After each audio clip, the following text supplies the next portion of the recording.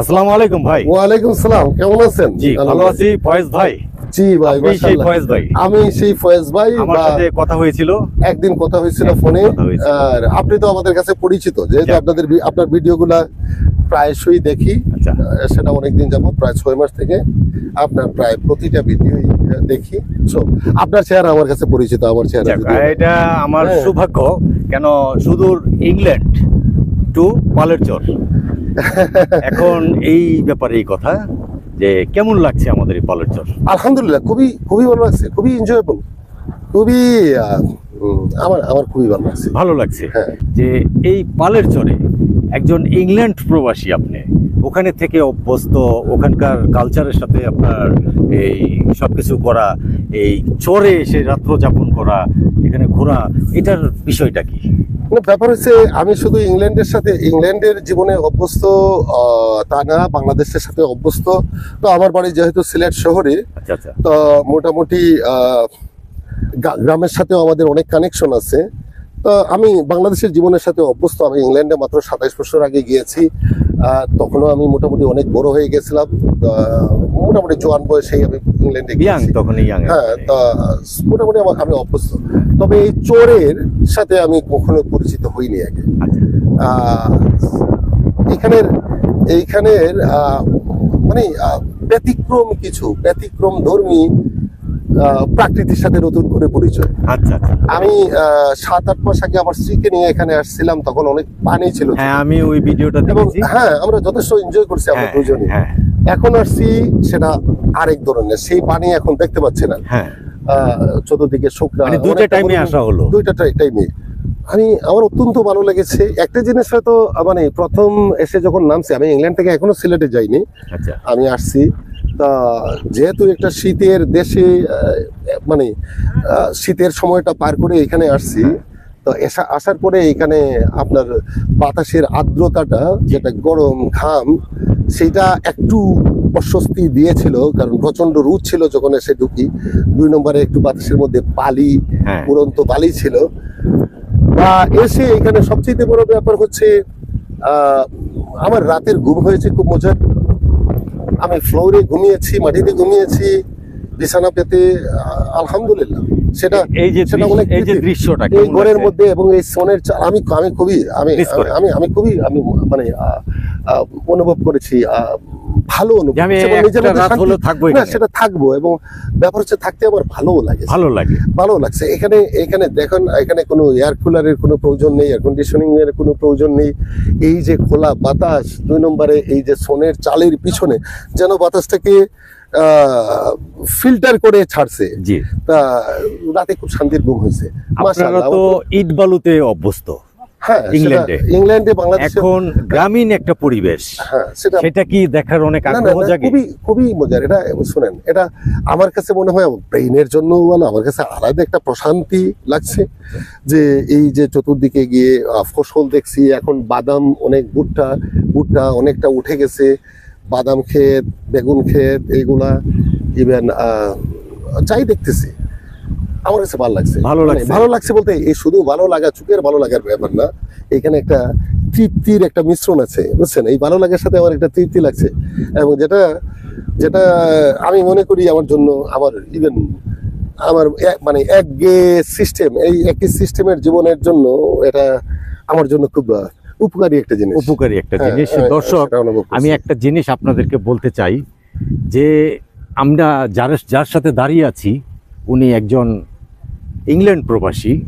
এই দুর্গম চরে, আজ এই পালের চরে উনি যে রাত্র যাপন করবেন, এটা আমাদের ভাবার বিষয়। কেন ভাবার বিষয়? এটা ওই অনেকেই যে আমি ইংল্যান্ডে থাকি, অনেকেই ইংল্যান্ডে থাকে যে তার ভিতরে একটা দম্ভ থাকে যে আমি ইংল্যান্ডে আছি, আমেরিকায় আছি, ফ্রান্সে আছি, বাংলাদেশে গিয়ে এই চরে থাকবো। কিন্তু এটাই বুঝতে পারলাম না এই ফয়েজ ভাইয়ের। আমি শুধু একদিন কথা বলেছি, খুব ভালো লাগছে যে শুধু কমপ্লেন একটাই ছিল, সেটা হলো বাথরুমের, আর কোনো কমপ্লেন ছিল না। বলছে যে চরে আপনি যদি আসেন, হাসান ভাইকে আর আপনাকে দেখলে আমার একটু ভালো লাগবে। এখন আমার 2 দিন আগেই আইসা পড়ছে ভাই, বাড়িতে পর্যন্ত যায়নি, সে সিলেট, কিন্তু এখনও যায়নি। কেউ এটা বিশ্বাস করবে না এই লন্ডন টু পালেরচর, মানে ইংল্যান্ড টু পালেরচর, তাই তো ভাই? হ্যাঁ তা এটা অবিশ্বাস্য কথা। তা খুব খুশি হলাম, মনটা অনেক ভরে গেল যে আমরা ঢাকা থেকে আসি, বিভিন্ন জায়গার থেকে আসি, তা আমরা তো কিছুই না। শুধু এই লন্ডন থেকে, ইংল্যান্ড থেকে যদি আসতে পারে আর আমরা বাড়ির কাছে আসবো না, এটা কিভাবে হয়? তাই আপনারাও আসুন, ঘুরে যান, দেখে যান আমরা কি করি। এই যে ভাই আসছে, এই আজকে আমরা দুটো আলাপ করলাম কৃষি নিয়ে, ভাইয়ের থেকে অনেক পরামর্শ চাইলাম কৃষি। ভাইয়ের দেশের বাড়িতে অনেক জায়গা সম্পত্তি আছে, তারা এই কৃষিকাজ করায় মানুষকে দিয়ে, তার অভিজ্ঞতাটা অনেক বেশি। সেই অভিজ্ঞতার আলো থেকে একটু কিছু জানতে চাই, এখানে কৃষির সম্ভাবনাটা কেমন? না, এখানে কৃষির সম্ভাবনা মাশাআল্লাহ প্রচুর। এক নম্বর জিনিস হচ্ছে এটা যেহেতু একটা খোলা খোলা মাঠ, চোর বা বিচের মতো, আমার কাছে বিচের মতোই মনে হচ্ছে, যদিও বিচে কোনো সবুজ থাকে না, এখানে সবুজ আছে। এইখানে সুবিধা আছে, কিছু প্রতিকূলতা আছে। সেই প্রতিকূলতার তুলনায় এইখানে অনুকূল পরিবেশ এবং পরিস্থিতি, সেটার মাত্রা আরো অনেক বেশি। আর প্রতিকূলতাগুলা চিন্তা করে সেগুলাকে যদি কাভার দেয়া যায়, তাহলে এখানে সম্ভাবনা তো যে কোনো জায়গা থেকে বেশি। আচ্ছা আচ্ছা, যে কোনো জায়গা থেকে বেশি। তাছাড়া এখানে জমিও অনেক সহজলভ্য। আপনি জমি যদি লিজ নেন, যখন আমার বাড়ি সিলেট, বা সিলেটের ব্যাপার আলাদা, সিলেট কেউই বেশিরভাগ কৃষি নির্ভর মানুষ না। অনেকে আমাদের এখান থেকে, যে বিক্রমপুরের মানুষ সিলেটে ধান কাটতে যাইতো একটা সময়। হ্যাঁ, সিলেটের এটা হচ্ছে সিলেটের একটা অঞ্চল, সিলেটের গ্রাম সাইড না। সিলেট এখন মানে 2-3 ভাগে ভাগ হয়ে গেছে। সুনামগঞ্জ ডিস্ট্রিক্ট কিছু নিচু এলাকা আছে, সেগুলো সিলেট থেকে অনেক দূরে। তো সেই সব জায়গায় সিলেটেও প্রচুর ধান হয়। আমাদের এলাকায় শহরের আশপাশেও প্রচুর ধান হয়, কিন্তু মানুষ সিলেটের ফসল নির্ভর না। যার অনেক জমি আছে, সেও আসলে বেশিরভাগই ফসল তেমন। সিলেট বলতে এখন সবাই বলে যে উনি লন্ডন অন্যান্য ব্যবস্থার মধ্যে আছে, যেগুলা হয়তো ভালো, বেশিরভাগ মানে বাইরের লোকরাই, বিভিন্ন ডিস্ট্রিক্টের লোকরাই সিলেটে কিন্তু ফসলে কাজ করে, ফসল ফলায়। সিলেটের কেউ না, খুবই কম। এবং শ্রমিকও বেশি। আপনি কৃষি কাজের শ্রমিক বলেন বা বিভিন্ন কাজের শ্রমিক যারা বলেন, বেশিরভাগই 90%-এর উপরে, হয়তো 95%-এর উপরে হবে, যেগুলো বিভিন্ন ডিস্ট্রিক্ট থেকে তারা এখানে গিয়ে সিলেটে বসবাস করে কাজ করছে। তা সিলেট বেশিরভাগ মানুষ কৃষি নির্ভর না, বুঝছেন? তারা কিন্তু কৃষি প্রেমী আছে, কৃষি নির্ভর না হলে কৃষি প্রেমী। তা আর আমি জানি না, আমি ইংল্যান্ডে থাকি, আমার প্রায় অনেকেই সময় ইংল্যান্ডে থাকে, অনেকেই ইংল্যান্ড আমেরিকায় থাকে। অনেকেই আমরা ইংল্যান্ড আমেরিকার মতো এই উন্নত দেশের জীবন থেকে আমরা বেরিয়ে একটু নিঃশ্বাস নিতে চাই, সেই সুযোগ পাই না। এবং আমি এখানে এটা এসে এটা তৃপ্তি নিচ্ছি, এই তৃপ্তিটা নেওয়ার জন্যই আসা, তৃপ্তিটা নিচ্ছি, আমি নিঃশ্বাস নিচ্ছি, বুঝছেন? ইংল্যান্ডে, ইউরোপে, আমেরিকা, সেই সব জায়গায় প্রচুর সুন্দর সুন্দর জায়গা আছে, বেড়ানোর অনুকূল পরিবেশ আছে, পরিস্থিতি আছে। আমাদের মধ্যে কৃষক আছে, হ্যাঁ, কৃষক আছে না, সেইখানে এরকম কোনো কৃষক নেই। সেখানে কৃষক মানে বড়, কৃষক মানে বিশাল ব্যাপার। হয়তো 1000 একর, 2000, 5000 একর জমি, সেরকম মানে কৃষক। এখানে ছোট্ট কোনো কৃষিকাজ হয় না। কেউ হয়তো বাড়ির আঙিনায় যদি করে একটু সবজি, বাঙালিরা তাহলে করতে পারে, সেটা কোনো কৃষি কাজের জন্য না। এই ওই নিজের মূল ঐতিহ্যটাকে ধরে রাখার জন্য একটা লাউ গাছ লাগালো, কিছু সবজি করলো, শিম গাছ লাগাইলো, এটা 2-3 মাসের একটা সিজনের মধ্যে সেটা করা যায়। সেইটুকু কৃষিকাজ মানুষকে বিলিয়ে দিল। আরেকটা প্রশ্ন করি আপনাকে, আমাদের দেশে, বাংলাদেশে কৃষককে ছোট করে দেখা হয়, আসলে এটার মূল মানেটা কি? ব্যাপার হচ্ছে, শুনেন, দুনিয়ার যে কোনো অবস্থানে আপনি থাকেন, আপনি 100 তলার উপরে থাকেন আর আপনি মাটিতে থাকেন, জীবন কিন্তু আপনার কৃষির উপরেই নির্ভর। আপনি কৃষির উপরেই নির্ভর। আপনি দুনিয়ার কোনো কিছু, আমরা ইংল্যান্ডে অনেক স্বাদের খাবার খাই, কিন্তু এগুলা কোথা থেকে আসে, কোথায় সৃষ্টি হয়, ওইটা যদি না হইতো তাহলে সেই স্বাদের খাবার তৈরি হতো। কৃষকের মূল্য তো সবচেয়ে বেশি। ব্যাপার হচ্ছে, কৃষি না থাকলে পৃথিবী থাকবে না। ওই বড় বড় দালান না থাকলে পৃথিবী থাকবে? দালান যখন ছিল না, তখন পৃথিবী ছিল, কিন্তু কৃষি না থাকলে তো পৃথিবী থাকবে না, মানুষ টিকে থাকতে পারবে না, তাহলে ডাইনোসরের মতো চলে যেতে হবে। কৃষকদেরকে তাহলে না, না, ব্যাপার হচ্ছে অবশ্যই অবশ্যই অবশ্যই, এবং তারা যত শ্রম দিয়ে, সবচেয়ে দুঃখের ব্যাপার হচ্ছে এখানে কৃষকরা প্রচুর শ্রম দেয়, তাদের সেই ধরনের মানে উন্নত কৃষি কাজের সেই ট্রেনিং নেই, এবং সেই ইকুইপমেন্ট যেগুলা প্রয়োজন, সেইগুলা যন্ত্রপাতি যেগুলা ব্যবহার করলে আরো অনেক ভালো করতে পারতো, সেগুলোর ব্যবস্থা এখানে নেই। আর কৃষকরা বেশি ছোট ছোট পরিসরে কৃষি কাজ করে, তাদের সেই সামর্থ্য নেই। ব্যাপার হচ্ছে আপনারা যদি সম্মিলিত কৃষি যদি করেন 20 জন নিয়ে, আর এই এখন যে উন্নত প্রযুক্তিগুলো আসছে, সেই প্রযুক্তিগুলোর যদি এখানে ব্যবহার প্রয়োগ যদি আপনারা গোঠান, তাহলে কৃষিতে আরো মানে আরো অনেক সাফল্য অর্জিত হবে। খরচ কিন্তু এখানে কম হচ্ছে না। যেমন একটা মানুষ সারাদিন কাজ করলে তাকে তার পারিশ্রমিক তো দিতে হচ্ছে, তার সংসার এটার উপরেই নির্ভর করতে হচ্ছে, চলতে হচ্ছে। আপনি যদি সেই উন্নত প্রযুক্তিগুলো যদি ব্যবহার করতে পারেন, তাহলে যেখানে 20 জনের জায়গায় হয়তো 2 জন বা 3 জন শ্রমিক হলে হবে, এবং সেটাতে রেজাল্টও অনেক ভালো আসবে। তো এই হচ্ছে কৃষকের মাইনাস পয়েন্ট এখানে, যে কৃষকরা অনেক পরিশ্রম করে, কিন্তু তাদের মানে প্রয়োজনীয় প্রযুক্তি না থাকার কারণে, প্রযুক্তির অভিজ্ঞতা এবং প্রযুক্তির ব্যবহার না থাকার কারণে তারা সেই সাফল্য পায় না। সেটা যদি আপনারা যদি সেই অবস্টাকলকে ওভারকাম করতে পারেন, তাহলে এখানে কৃষি অত্যন্ত সুন্দর হবে, এবং কৃষি আপনার এটা রেজাল্ট যেটা মানে আপনার উৎপাদন যেটা আপনি কৃষি উৎপাদন করবেন, সেটার হারও আমি যেটুকু দেখছি দ্বিগুণ করে নেওয়া একদম সহজ। সেটা দেশেরও উপকার হবে, কারণ এই চরগুলা তো খুব ছোট ব্যাপার না। আমার কথা বুঝছেন? এই চরগুলা আপনার সারা দেশে, সারা বাংলাদেশে এইগুলা থেকে কিছু না কিছু হলেও যোগান তৈরি করতেছে, যোগান দিচ্ছে।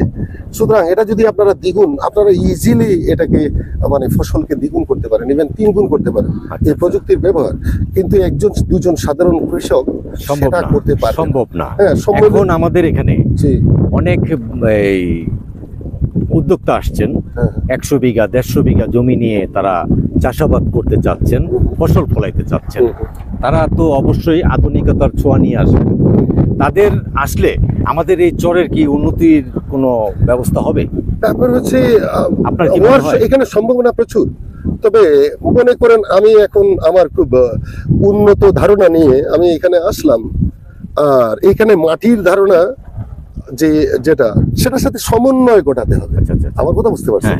আমি আসছি যে আমি অনেক কৃষি সম্বন্ধে আমার অনেক অভিজ্ঞতা আছে, আমি আসলাম, এসে আমি ঠিক করে বলতে পারবো। আর এখানে যারা শত বছর থেকে যারা এখানে কাজ করছে, কোন ফসলটা কেমন হবে, কখন হবে, তারা হয়তো বলতে পারবে। তো সবকিছুর মিশ্রণ যদি হয়, সমন্বয় যদি হয়, তাহলে মনে হয় ভালো হবে। আর একজন অত্যন্ত মনে করেন কৃষি ব্যাপারে অভিজ্ঞ যোগ্য ব্যক্তি সে আসলো, প্রথম হয়তো তাকে একটু ধাক্কা খেতে হবে, সে যদি সেটা সমন্বয় না করে। কিন্তু যদি সে জ্ঞানী শিক্ষিত মানুষ হয়, তাহলে সে সেটা বুঝে নেবে, পরে হয়তো বুঝে নেবে, অ্যাডজাস্ট করে নিতে পারবে। আর প্রথম ধাক্কাটা সামলাইতে পারলে প্রথম ধাক্কাটা সামলাতে হবে। আর না হলে আমি উপদেশ দেবো, বাইরের কেউ যদি আসে, তাহলে তার অভিজ্ঞতা ওই কৃষকের মতো না। তার অভিজ্ঞতা অনেক শিক্ষার অভিজ্ঞতা আছে, অনেক ট্রেনিং এর অভিজ্ঞতা হয়তো আছে, কিন্তু তাদের সাথেও আলোচনা করে, তাদের সাথে সমন্বয় করলে অনেকটা আগে বাড়তে পারবে, জানাশোনা হবে। তার উপদেশ নিলে খারাপ হবে না। সবকিছু আলোচনার মাধ্যমে নিজের সিদ্ধান্ত তো নিজেই নেবে। দর্শক, আমরা ওই একটি কথা খুব ক্লিয়ারলি জানতে পারলাম আমাদের ফয়েজ ভাইয়ের কাছ থেকে। একটি কথা, সেটি হলো যে আপনি যেখান থেকে আসুন না কেন এখানে ফসল ফলাইতে, আরেকটা কৃষক 10 বিঘা 1 বিঘা জায়গা রোপণ করে এবং চাষাবাদ করে, ওনার কিন্তু অভিজ্ঞতাও আপনার চাইতে অনেক বেশি, কারণ উনি মাঠে কাজ করছেন। অভিজ্ঞতা অবশ্যই বেশি। তার থেকে যদি পরামর্শ নিয়ে নেন, আপনি ঠকবেন না। এই গ্যারান্টিটা। আর জ্ঞান দেওয়া শিক্ষা, জ্ঞান শিক্ষা হয়তো এই কৃষকের নেই, হয়তো উনার বেশি। জি যে উদ্যোক্তা আসছেন, জি জ্ঞান শিক্ষা, পদ্ধতিগত শিক্ষা সেটা হয়তো তার বেশি, কিন্তু মাঠের এই মাটির অভিজ্ঞতা তার বেশি। প্র্যাকটিক্যাল যেটা। হ্যাঁ, এক্সপেরিয়েন্স যেটা, সেটা তার বেশি। দুইটার সমন্বয় করে শুরুতে, না হলে একজন এসে শুরুতে হতাশ হয়ে গেলে তাহলে তো এটা ভালো না, ভালো না। এবং যে কোনো উদ্যোক্তা আমি মনে করি সফল হতে পারবে যে 2 বিঘা জমি দিয়ে জি। তার সংসার চালিয়ে নিচ্ছে, জি 1 বিঘা জমি দিয়ে তার সংসার চালিয়ে নিচ্ছে, সেটা ফসল করে হ্যাঁ চলছে, সে সেটা জানে এই মাটি থেকে সর্বোচ্চটা কিভাবে আনতে হয়। আনতে আর হয়। আপনি জানেন এটাকে কিভাবে এই আপনার বিজ্ঞানের প্রয়োগ করে এটাকে দ্বিগুণ করতে হয়। দ্বিগুণ করতে হয়। আমার কথা বলছেন, এই সম্মিশ্রণটা হলে এটা হলে বুঝছেন?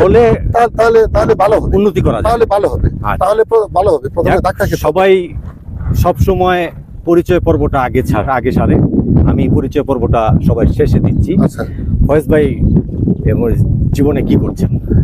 আমি আসলে এখন শুনেন, আমার বাড়ি সিলেট শহরে। সিলেট। আমার কিছু আমি আল্লাহর রহমতে কিছু ফ্রি সম্পত্তি আমি আমার বাপদাদা থেকে পেয়ে গেছি। তো আমার জীবন একটু খুব স্ট্রাগলের না। আর এই জন্য আমার কিছু ব্যবসা প্রতিষ্ঠান বিভিন্ন জায়গায় আছে, ঢাকা শহরেও আছে, সিলেট শহরেও আছে, ছড়াই ছিটে। হ্যাঁ, সিলেট শহরেও আছে।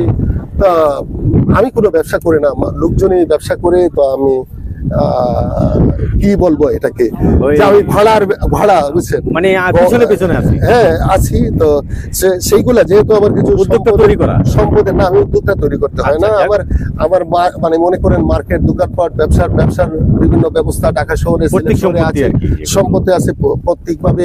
কিছু আমি নিজে ওটার থেকে ওটা করেছি, বুঝছেন।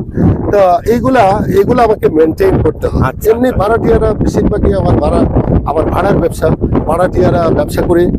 তো অনেক ভাড়াটিয়া আছে, আবার প্রত্যেক মাসেই আমার অ্যাকাউন্টে টাকা দিয়ে দেয়। কিছু ভাড়াটিয়া আছে, তাছাড়া যেগুলো আছে সেগুলো তো আমার কাজ, সেগুলোকে আরো কিভাবে ডেভেলপ করব, আরো কিভাবে একটু, বুঝছেন, আমার সম্পত্তি যেগুলো আছে সেই সম্পত্তিগুলোকে কিভাবে কমার্শিয়াল করব, সেইগুলো তো সেইভাবেই, সেই চিন্তা এবং সেই কাজের মধ্যেই আমার সময় কাটে।